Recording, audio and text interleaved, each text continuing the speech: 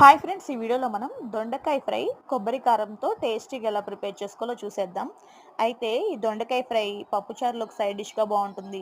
అంతెందుకండి, రసము దొండకాయ fry combination ever green combination అనమాట. సో వేడి వేడి అన్నంలో కొంచెం దొండకాయ ఫ్రై వేసుకొని కొంచెం నెయ్యి వేసుకొని తిన్నా కూడా చాలా బాగుంటుంది. ఆకుకూరలోకి సైడ్ డిష్గా బాగుంటుంది. సో ఖచ్చితంగా ట్రై చేసేయండి. అయితే దొండకాయ అంటే ఇష్టం కానీ కట్ చేయడం కష్టం అనేవాళ్ళు ఎంతమంది ఉన్నారు? కామెంట్ చేసేయండి. నాకైతే ఫస్ట్ కాకరకాయ ఫ్రై ఫేవరెట్ అండి. తర్వాత దొండకాయ ఫ్రై ఫేవరెట్ అనమాట. కానీ మార్కెట్‌లో దొండకాయలను చూసిన వెంటనే అమ్మో! టైం చాలా పడుతది ఇది కట్ చేయడానికి అనిపిస్తదనమాట. కానీ నిన్న మార్కెట్‌కి వెళ్తే చాలా ఫ్రెష్‌గా కనిపించినాయి దొండకాయలు. అందుకని తీసేసుకున్నాను.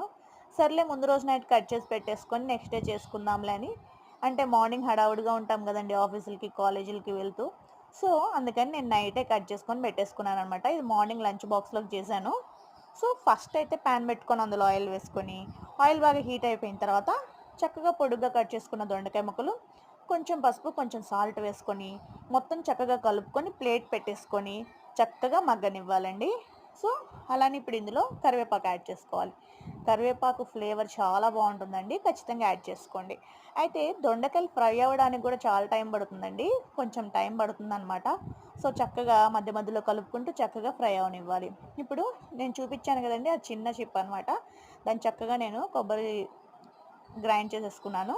ఎండు కొబ్బరి గ్రైండ్ చేసుకున్న పొడి యాడ్ చేసేసుకొని, అలానే వేయించుకున్న పల్లీలు యాడ్ చేసుకొని చక్కగా కలుపుకోవాలి. చూసారా?